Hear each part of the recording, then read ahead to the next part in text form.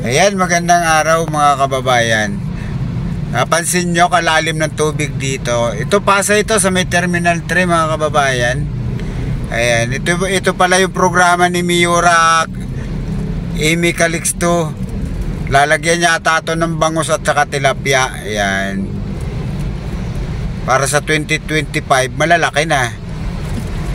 O ayan, di ba? Napansin nyo, yung motor. O, ha?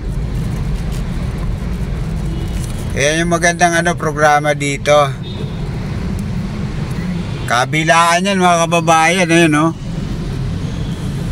Pag lumaki yung mga pinakawalang bangus dito at saka tilapia, bay talaga naman marami-rami ang mabibigyan ng ayuda. Ayan Naghihirap hindi ako kakain nun. Hello mga kababayan, pinakita ko lang yung programa ni Miura Amy Calixto ng Pasay.